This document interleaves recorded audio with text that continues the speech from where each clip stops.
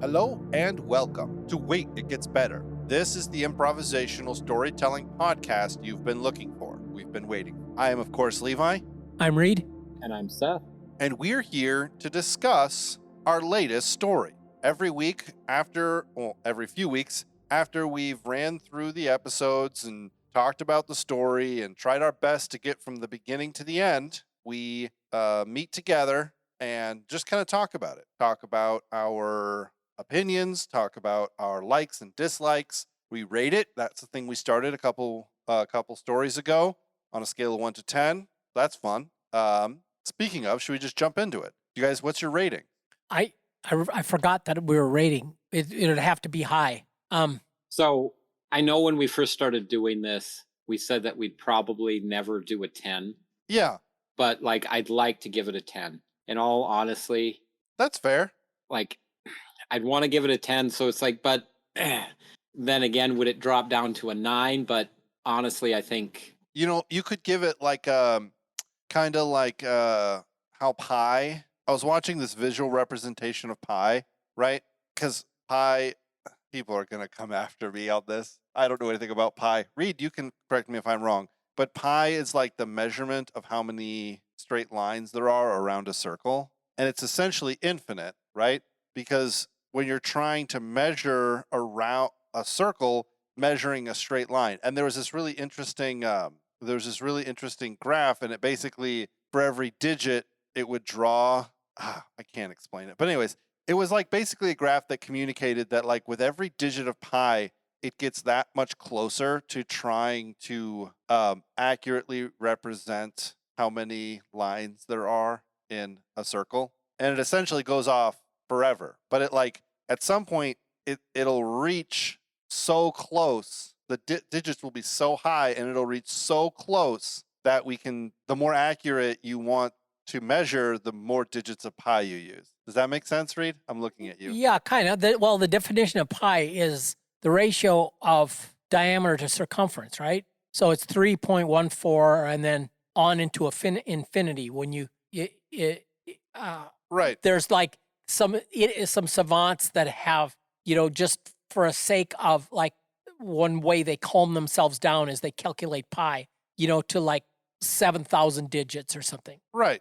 But in the same way, when you try to achieve light speed, pretty soon what begins to happen is for every percentage that you get closer to the speed of light, it requires more and more energy. And it's it's a curve.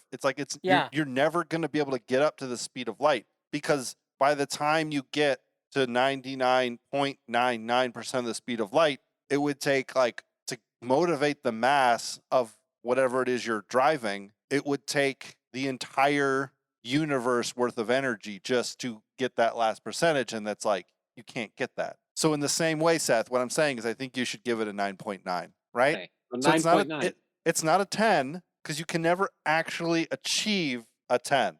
You can never actually achieve a 10, but you can achieve something so incredibly close to a 10 that it might as well be a 10. Okay. Then put that down as my official. I like all your arguments. 9.9. All right. What do you give it, Seth? Reed. Seth just told me. Well, I had decided on 9, but I wanted to say 9+, but I liked it. So I'm going with 9.7 just because I want to be a little bit fussier than Seth. Right. Maybe we should rate some other famous books to give some context as to why our rating system matters. You know what I mean? Yeah. See, based on that, we're not in that territory yet. What do you mean? Yeah. So Lord of the Rings. What would you rate Lord of the Rings? Yeah. See, that'd be 9+, but so this doesn't get there. So I don't know, but I like this one. This goes someplace that no Lord of the Rings didn't go. Right. I don't know. I'm sticking with 9.7. 9.7. I am going to, after all of my words about how it'd be crazy to give something a 10, I'm just going to give it a 10. After you talk me out of it? No, I didn't talk you out of it. I just presented an interesting idea. The only reason it's probably a 9.9 for me. So I'll reach in the same way that Seth reached to a logically high number. It might as well be a 10, but like a 10 would be if we had the ability to accurately represent like what heaven looks like, then we'd be in 10 territory. Like 10 is perfection. So everybody, we liked our story. We sure hope you liked it as well as we did. Yeah. I felt it was the second episode, and I remember I said it at the end of the last episode, and I said it at the end of the second episode, but I remember being like, it's very important that we get this right. Yeah. And what it almost felt like to me, guys, which is really interesting, it almost felt like we were deciding how this world was going to start. And we were deciding, but it was a bit like more than that. You guys have read, what's it called? Or watched The Neverending Story? Oh, yeah. Not for years ago. and years. Yeah. It's on the Plex, I think. Yeah, it is. That's one of the things that I've always felt that felt like this. It was like I wasn't just coming up with cool ideas, but somehow I was participating in some reality that was being written down, Right. It's like the who was it that sang the world into existence in the Aslan. No, not Chronicles of Narnia, The Lord of the Rings. Oh. Was it the Neldar? Noldar? That was what. I've got the Silmarillion right here. If it says so, Yeah. like. Did we come up with a name for this story? I called it the Nomadic Strangers. That was like after the first episode, before it really took off. So I feel kind of bad about that, but here we are. The Anur, and that's where Melkor was. Oh, yeah. The AINUR. That's what it felt like I was participating in. So thank you guys so much, and thank you so much to whoever is listening. Rarely do I feel like when we're creating a story like this that I am participating in something that's actually true. A lot of them are really cool and fun ideas, but they aren't just true. And that's a real big thing that I felt in this one. This one was a lot more symbolic. Like we had the creatures, we had real people who were doing real things. We had Heavy Spear, we had Greta, we had the Wise Old Man. But at the end of the day, they were sort of these kind of innocent vessels that were representing some sort of reality. Yeah, I attribution time. I ripped off a way of expressing something that was from C.S. Lewis's space trilogy, the middle book, Paralandra, where the queen is being tempted by the serpent in the shape of Winston. Winston, yeah. Yeah, Winston's body. And she after she listens to Winston, she tells Ransom, "I was so young and now I'm older." And I kind of I was trying to picture Heavy Spear and his encounter in the valley with the others, and the seduction and the instinct to fortify and keep what we've got, and he just says, "I want to stay young. Let's go." I used that, and I thought that fit. I want to stay young. Right. Often I have, like, in both hands, have viewed the death of innocence as a bad thing, right? Because oftentimes it is. Yes. But I've also oftentimes viewed the death of innocence as just what's going to happen. And so you saying things like, "I want to stay young," it's really weird because in one part of my heart, it says, yes, Heavy Spear, stay young. Like there's wisdom in innocence, not ignorance, in innocence. And then another part of me saying, well, he's going to have his heart broken anyways. He might as well get it over with. Yeah. That's an interesting thing. Especially I was thinking about, as you were saying that, like with children, the idea of protecting innocence, and not only protecting innocence, but teaching them to protect their own innocence, of saying there's like innocence isn't the inability to do what's right. Innocence isn't, oftentimes growing up, the idea of the Garden of Eden, in the Christian Bible is that Adam and Eve were like they're like children. You know, they weren't very smart. The serpent didn't have to like do a lot of work in order to deceive them, you know, and that is given the place of innocence. And so I think maybe it's a lie of the evil one, because part of my brain says, well, they really needed to have their innocence broken, because like how could they have like grown up and really followed God if they were like as kind of like dumb as they were, you know, which is such a lie from the pits of hell, you know. Anyways. Which I do believe, I think that's where some more Gnostic ideas go, is that the serpent or Satan was doing them a favor, Right. and that was actually the good thing. And it's such a twisted idea, but that is where that thought process, I think, is, you know, where some of them get off to that and then turn, you know, Satan or the serpent into that light bringer. The, you know, how would have they known to really, you know, be one with God unless they had gotten to this point and worked back up to something better? Or Yeah, I remember in my younger years, I read a book about Satan. It was a fiction book written about Satan, about how he was just really hurt. He was really hurt with the fall. It was a confusion, it was a mistake, and he was just trying to he was trying to show God how much he loved him, actually. And he was trying to help the humans. And I remember, like a little child, I just opened up my heart and I just allowed that reality to just come in, and I just started to believe it. And then I was kind of, as I'd been thinking about it for a couple of weeks, I talked to my brother about it, about this idea about, you know, how the devil, he wants to like repent and come back to God. He just doesn't know how. And he looked at me and he goes, "Show me that in the Bible." And I couldn't. And I repented, because that's not true. To put it lightly, not true.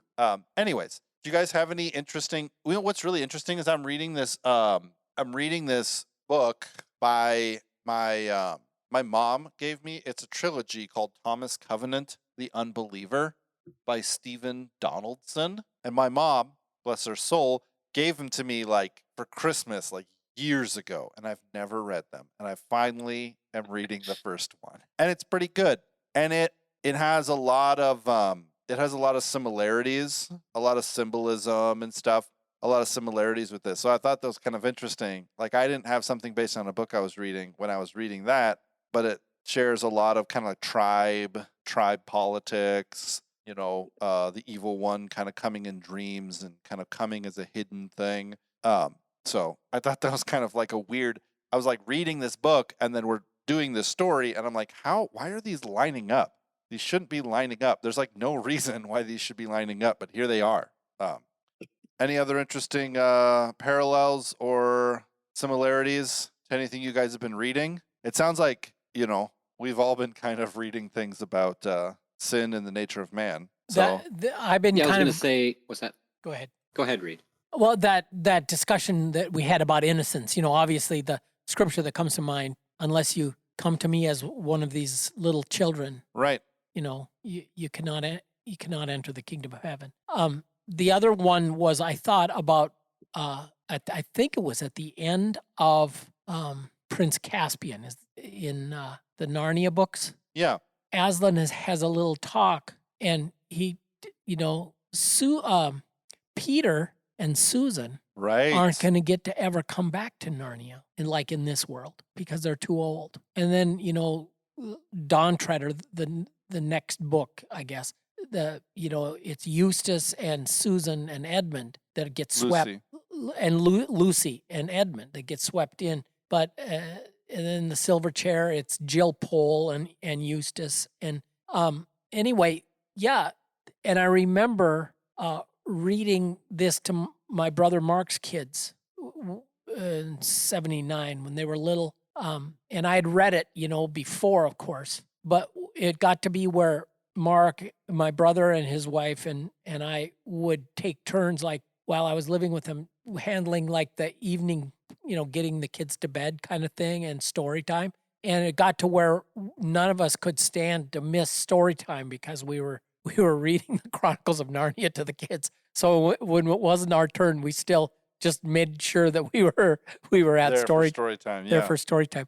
And I remember Mark reading that part at the end of Prince Caspian, and we both we had been through just a real, let's just say, disappointed in. This was the summer of 1979, and I was 27, and John Denver's song, I was born in the summer of my 27th year. I just found out what country music was about. I'd lost my girl, my job, my truck, my house. I knew all the country songs. The only thing I missed out on was a dog, and I made a joke about it. But it was not. It was a passage that people go through when they have their hopes and dreams crushed, and they have to start and redefine what I count as happiness. What is that going to be defined as now? Since all my definitions are up in smoke, Right. But that's just like one very thin, kind of surface veneer. The whole process, that concept of losing one's innocence is, libraries could be written about it. But Right. I remember looking at my brother Mark, and both of us had been through things since the last time we'd read the Chronicles of Narnia that we didn't understand about losing innocence the first time we'd read it. Right. And we both wept, and I remember Scott was, "Why are you crying?" I said, "It's sad that they are too old to go back to Narnia," and they kind of got it. But anyway, so that's what was going on in my mind. But I loved this idea. I got to do the happy ending, Yeah. which I just really enjoyed. I got to do beginning scene and happy ending, actually. Yeah. You got to bookend it. Yeah. Yeah. That's one of the things I liked. One of the things I liked, I think if I had done the happy ending, then I would have had it so that they all traveled to farther into the forest. Yeah. But I don't know if it was you or Seth that came up with the thing that it did split. Yeah. Well, this is what I wrote down before we recorded for my notes for what I wanted the happy ending to look like. Yeah. I had Blue, which was, who was the dog that had passed on to the dream world. Blue, back from recon, says that the far camp, the camp in the far hills, is not under the shadow. So Heavy Spear and Blue's shaman, the wise old man, the dream walker, Greta's brother, persuade all but a few to gather their things and go. That's how I had visualized it before we did the last episode. But And I don't know if it made it into I don't know if I said this at the end of the last one, but I had an image then, especially with that idea of the ending, that, either in the dream or, the 5 or 6 years later when they're coming back through and they come back through where that camp should have been, right? Or either they go check it out, later, or when they do cycle back through, or somehow this visualization that the people that would have stayed built up something seemingly glorious, but it was dead, empty, no one lived there anymore. Oh, and it man. had become nothing. Yeah. And it was then, for all the seemed to necessity to need to settle down, build something strong, make something last, that then over time, where has it gone? It built up, and through the, as I think our story got, that these things of that evil one, kind of took root in that, over possession or over materialistic, whatever you want to call it. I don't want Right. to sound too communist here, because I'm not a communist and I don't like it. So anything that I said, I hope that didn't come across that way. But all those little things, those divisive things, ultimately being that it was not what whoever had put these people on their path years ago told them not to do, right? Right. But to watch it build up to something slightly magnificent and basically crumble upon itself, destroy itself with, envy and strife and malice. And Yeah, I almost have this picture of like someone comes back to it, right? And now all the trees have been cut down Oh, and none replanted, and the ground is all dug up and not reseeded, and the buildings are collapsing, and the person's like, yeah, it was good here, but we heard that it's really good if you just travel this direction, travel west or travel east, or that's where the big city is. That's where things are really happening. And almost like this kind of like the grass is greener on the other side idea Yeah. of like, we've used up everything here. There's nothing good for me here. Now I'm going to go. Now I'm going to leave, I've just become more and more of a fan of like endurance, taking what you have been given and taking what's been allotted for you and like running with that rather than trying, all throughout my life, I have tried to find the thing that will answer all the questions. And I'm learning slowly that that just doesn't exist. You're going to answer some questions. You're going to go to your grave with other questions. Can't get everything answered. So now, are we going to say, just wait, it gets better? Or like, well, probably going to be crappier next time. I've already no, hit the 9.9. Yeah. It's all down here from here, boys. No, I think we'll do just fine. Yeah. I have a really cool magic system for the next time I get that I'm excited. But I liked the whole subtle nod to the cross thing with the sword, and then they start like marking the cross, which is this, to them it's the symbol of the sword. To me it's the symbol of the cross, but to them it's the symbol of the sword. So they start wearing wooden carved swords on their necks. Yeah. As kind of like a ward. Uh-huh. I like. I know. I was gonna say too. There was so much with it that was. I think you said either at the end of the third one, or maybe it was during the third one, or the end of the second one. But just that, I know the second one that need to get it right, and not like in a kind of asinine way. Like, okay, we need to make sure that this is right in some kind of like super theological Calvinistic, let's like pull all the little hairs, but like it's just that something is with this, and it's like we need to get it right.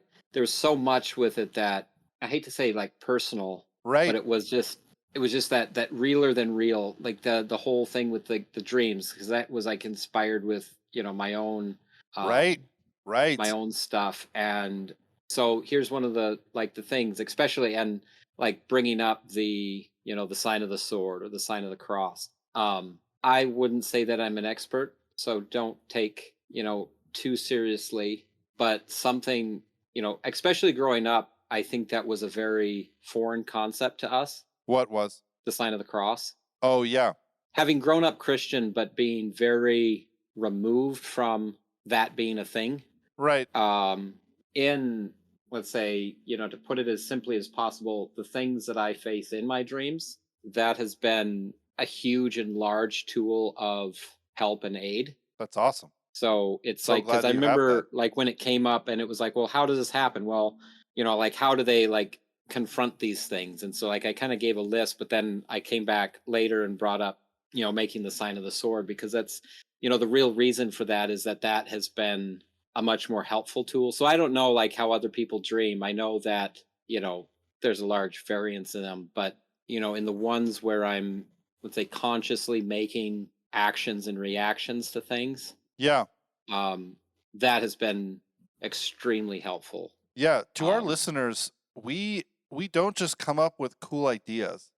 We're like human beings. We're like human beings, man. No, we're like human beings. We put in We are things. human beings, just like you. Don't worry, we are human beings. We are very human. No, but we are from France. But we're human, I can't list the amount of times that I have created heroes that struggle with things that I struggle with and tried to make sense of systems of government that I feel like I'm under, And I think part of me thinks it's okay for an author to write a story that is completely removed from anything that they're going through. But there's a certain power in the story of Helm's Deep in Lord of the Rings, there's a certain desperation to it. And part of that desperation and part of that feeling of hopelessness and finality that a lot of the characters had and represented was because Tolkien suffered in World War I. Right. I think he was at the Battle of the Bulge, wasn't he? No, he was in World War That's One. World War II. Yeah, he was in Which one was he in? The Battle of the Somme. Yes. That's when that's what it was. They went over the top, and within an hour, untold thousands were dead. Yeah. And it's like that, we don't know how much he was processing his own trauma by writing that, and how much he was just you had the touching point, the reference to desperate situations, and was able to communicate that. And that's part of what makes Lord of the Rings so powerful, in my opinion, is that he has that there was a real good that Tolkien was trying to preserve in his own life, and there was a real evil that Tolkien knew he was set against in his own life. Yes, exactly. And that's one of the reasons why I appreciate, Seth, that your magic system was this dreamwalking thing, and that you experience this dreamwalking thing, because I'm not saying you experience it the same way, but you experience something like it. And it's like, that's the reality. If we can pull the reality of what happens to us in our lives into our stories, then we have done our job as storyteller. We have done our job as mystical translator, like we've translated the mystic arts into a way that people can read the story and understand. Frodo talks to Gandalf about Gollum, right? When he notices that Gollum is following them, and he says, it's a pity I didn't kill him. Yeah, it's a pity. Well, Bilbo didn't kill him, and it was pity that stayed his hand. That didn't happen in Moria. That happened in the Shire, actually. But there's in the movies, my brain's getting conflicted, but in the movies, Frodo talks about, I wish the ring had never come to me. Yes. And I cannot express, I understand. I wish the ring had never come to me. This great burden that I've been given, I wish it had never come to me. And then so do all who live to see such times, and it's so beautiful. Like, my brother, Isaac, will quote these random parts of books to each other. Like, death is as light as a feather. Duty is as heavy as a mountain. That's from Wheel of Time. Yeah. And I readily believe that these things that authors have written, and maybe in this story we have scraped against it accidentally on purpose. Yeah. The real ability to take truths that exist inside of our hearts and that exist in our spirit, and then lock them in and solidify them, so that when someone else opens up this story, they can experience that truth as if it was communicated to them. Like, dude, if there's anything I could do as an author to just do that would be it. So from my own experience, I was just thinking about my hero. Yeah. Since I was when I was 16, I got my driver's license. I was 5'3", 110 pounds. Yeah. I'm not kidding. I topped out, I got my late growth spurt and topped out at 5'8". And let's just say I never planned a career in the NBA, although I did really like basketball a lot as a kid. I still like it. But anyway, I wrote the heavy spear, heavily muscled, stands a head taller than most of the others. This is not from my experience. The spears he carries in the hunt are literally heavy, crafted from hardwood, but he has the strength to wield such a tool deftly with agility and precision. Oh, to have that, that's why I'm a sports fan, because a guy can dream, can he? But but anyway, but there was one little thing that I captured, and I'm really grateful I did. I wrote this down. Although these are a people without war-making tradition, because they had never met any others. Right. They had no war. They're a people without war-making tradition. When encountering these new, strange others, they naturally looked to Heavy Spear for leadership. And like, he was completely, had no clue how to right. Manage a battle, so to speak, or lead in a battle, because they didn't have a concept of one. Right. And that's another thing I was really glad with, is that we didn't have to ever have it come to like a pitch battle, right? Because the reality is that they wouldn't have any prowess, and anyone who came against them would have to be evil, and therefore would have to have the prowess. And then how do you match inexperience? And then the whole apocalyptico. Was it apocalyptico you were referencing, Seth? That was one of the heavy ones I was referencing. Yeah, where it's like you're not necessarily a warlike, but you're kind of driven to it. There were so many aspects. I like the sword. I mean, I came up with it, so I like it. But I like the sword. I like how it Inspired. What? It was inspired. The sword was inspired. That was the artifact, the flaming sword, and that tied it. That made it all. Yes, that inspired. Yeah. What I really like that we didn't write the fight. We didn't say, sometimes we have a hero or an anti-hero or a hero sidekick who's like technically proficient with fighting. I was just thinking of one from a couple months ago now, that guy who was kind of trained in the mountains from to fight, and then he took a deal and killed his whole clan in one night. Right. And he was just this crazy warrior. But that made it so that I had to pay in blood anytime I wanted him to be effective. Yep.